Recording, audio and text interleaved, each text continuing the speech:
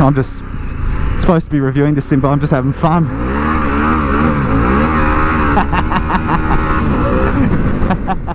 Well guys, today we're doing some adventure bike riding. Lucky us. Snag's on the new Ducati Multistrada V4 S. A bit more on that later. And I'm back on the Harley-Davidson Pan America. Now I feel like the dust has sort of settled on the Pan America. It was such a big deal when it launched about 6 months ago. But it seems to have found its following and even converted a few Harley-Davidson purists, which was interesting to watch. Now I know from experience that probably the best thing about the Pan America is its suspension and how well it handles the tarmac. It's actually a bit of a mountain apex hunter, believe it or not. So what I want to have a look at today is how it goes off-road, and to give it a fighting chance, we've fitted a set of Michelin Anarchy knobby tyres, so it should have a fair bit of grip on the dirt. So I'll turn off the rear ABS and the traction control via the Off-Road Plus rider mode, and see if I can't finally fall off this damn thing. Oh, I can feel the automatically lowering rear suspension. That's pretty cool. Alright, so I'm in off-road mode, and to get it a little bit more off-roady, you hold down the mode and it should go purple. There we go. Off-Road Plus. Now we're in business. Let's have a fang.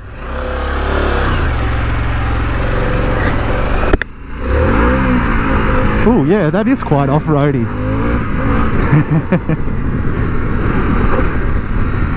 Oh, what do we have here? This looks about the right kind of terrain for a bike like this.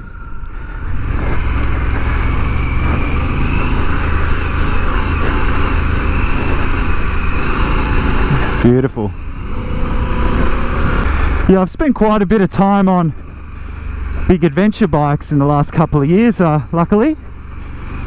I rode the new BMW GS quite a bit earlier this year.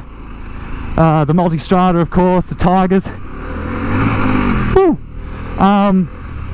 So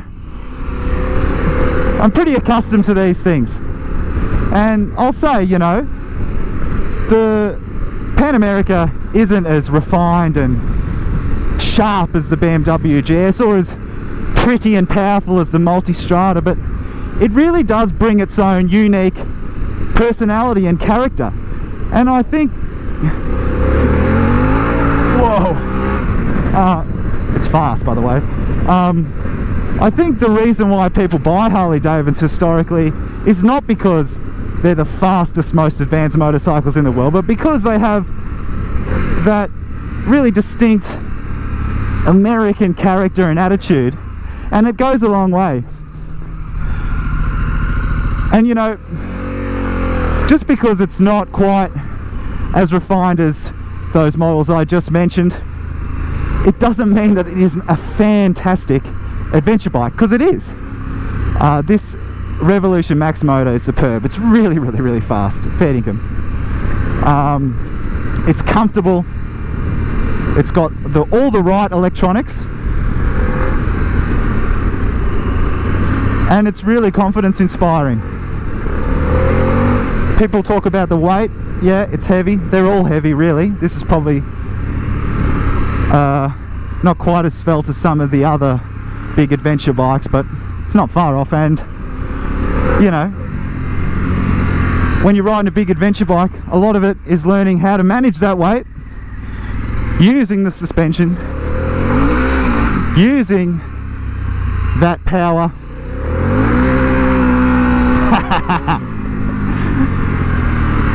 And having a good old time. It's a fantastic road bike.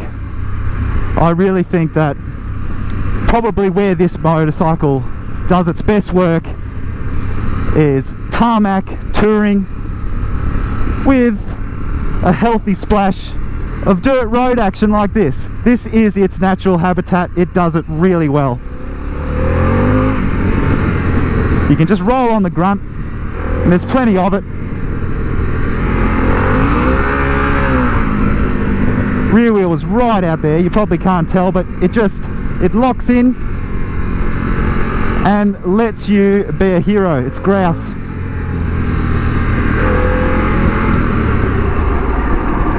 Big locked up rear end there. Don't worry. It's just, I keep going on about this suspension. It's just, they've really done a good job tuning this suspension. Semi-active as standard, of course, in Australia. It just works. It just works, this suspension package. Brakes are a little dull.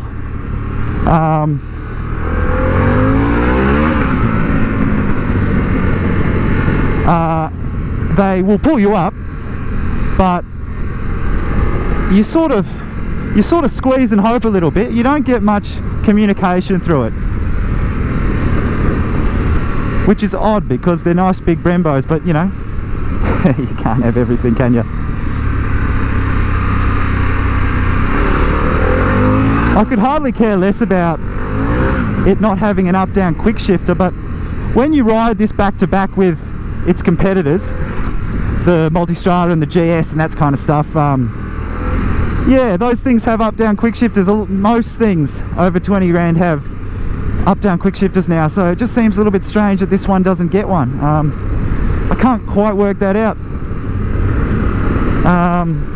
particularly when, you know, this is a bike that's loaded with most gadgetry you could poke a stick at. I mean, look at this switch gear.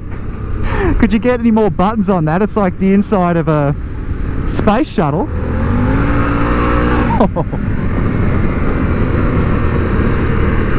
This off-road plus mode is really good about giving you the right amount of traction. You can barely feel it kicking in, and it makes me ride, you know, sort of above my ability a bit, like that. Yeah, you got the arse end right out, but it communicates it through that throttle.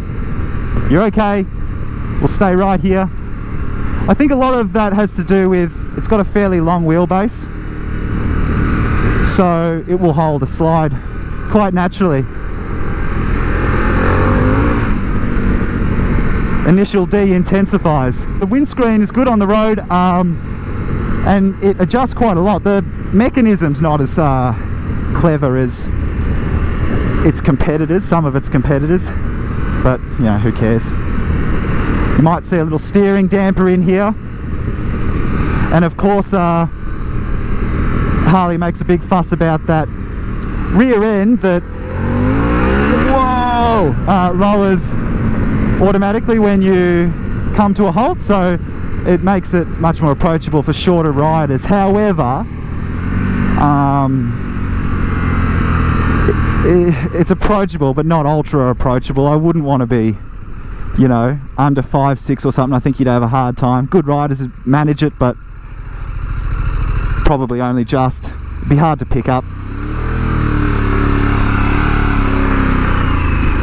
I'm just supposed to be reviewing this thing, but I'm just having fun.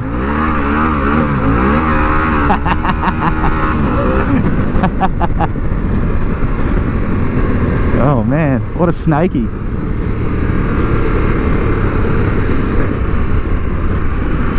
Takes me back to my P-plate days, skidding old shit boxes round gravel car parks near the footy club. Oh, to be young again.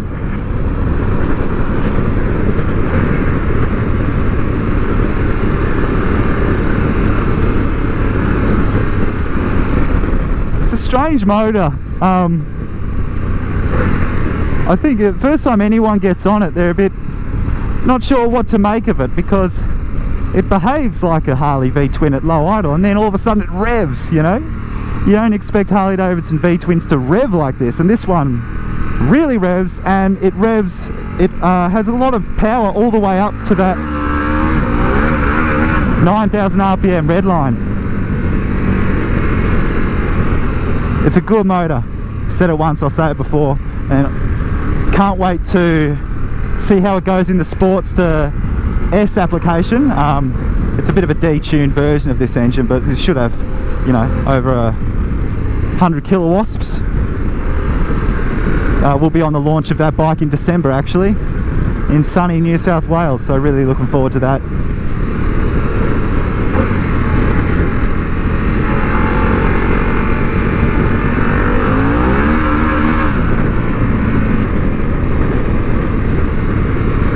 Rear brake's great.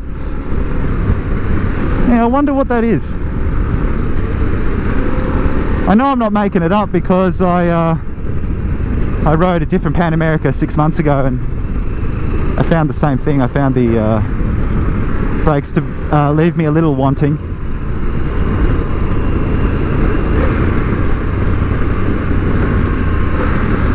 I wonder, how do you guys feel about the Pan America now that time has passed? It was obviously so controversial.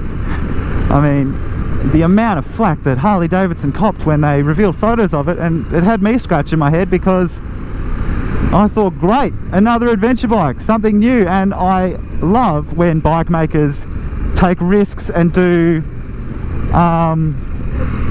you know, unique things. This is a really, at a time when most adventure bikes are pretty formulaic, this thing absolutely breaks the mold. And I have actually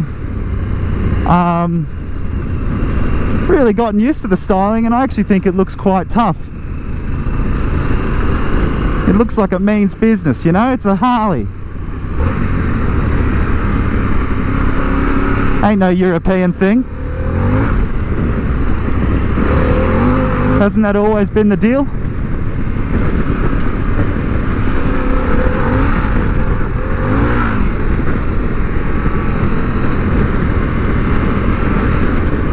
Yeah, so what do you guys think about it now that a bit of time's passed and you've had, you know, you've seen the reviews, you've seen the videos, maybe you've had a test ride?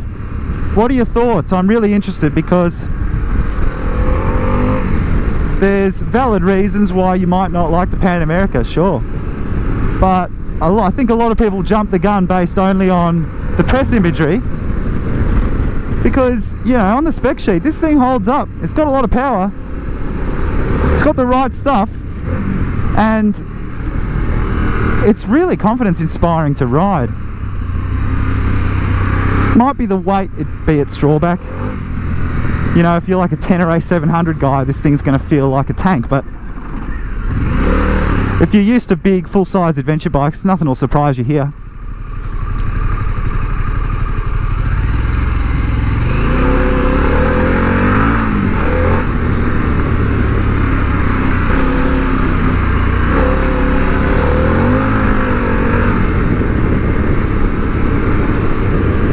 Dead Roo. Who was it? John Ruth said if you see more than one dead kangaroo in a row, slow down because there's probably going to be more. A wise man is he. And then here's me not slowing down.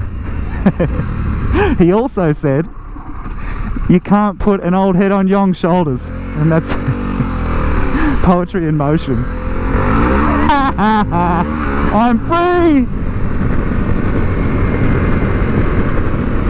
Victoria's out of lockdown. Well, out of stage 4 lockdown, that's for sure. God damn! That was quite something. 265 days in my apartment.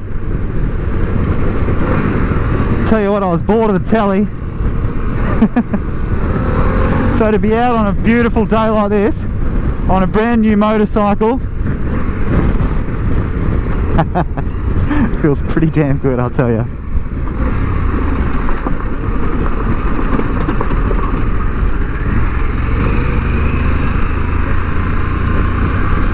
Oh, here's Snag, sitting on his ass.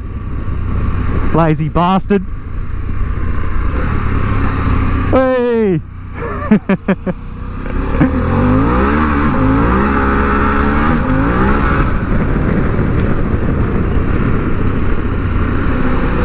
So what are my final thoughts on the Pan America?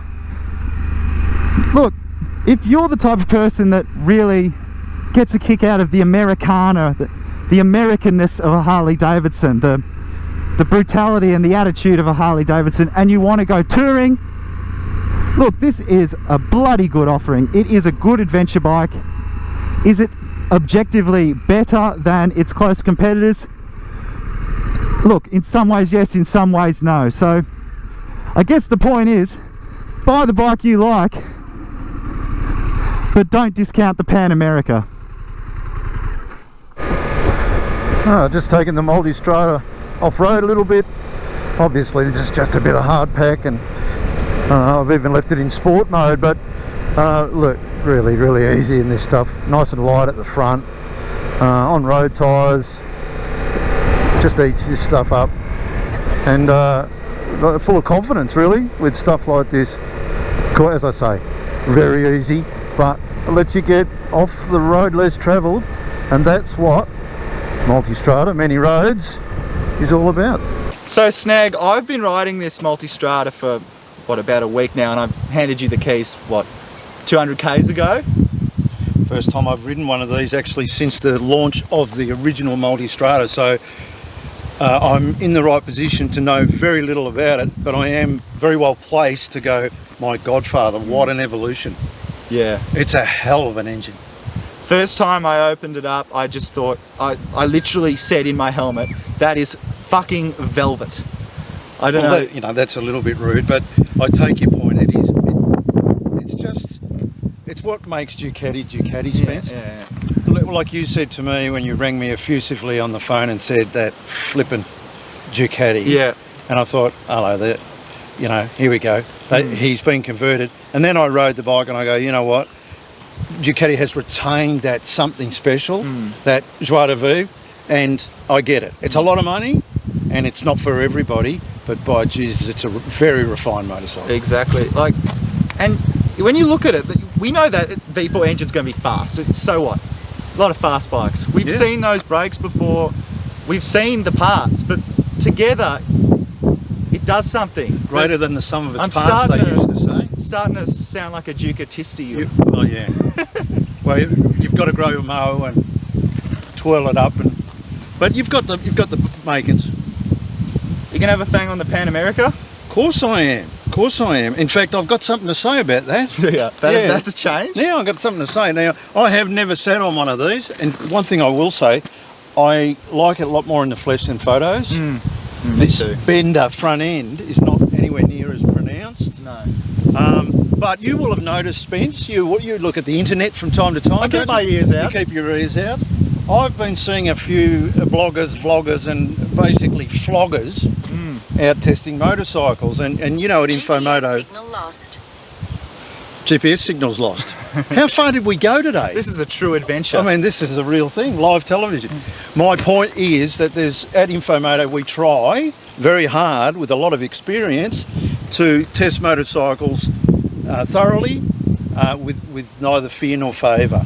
And recently I'm watching a few wombats, short wombats, riding bikes, some like this, like the Pan America, testing them. American thing. Yes, testing them and saying that they're no good, they don't work. Now that's okay, but you better be sure. And what I'd like to see is be a little bit taller and be able to ride. That's what I'd like to see from some of the people doing vlogs, blogs and flogs on motorcycles like this. And that's the InfoMoto difference.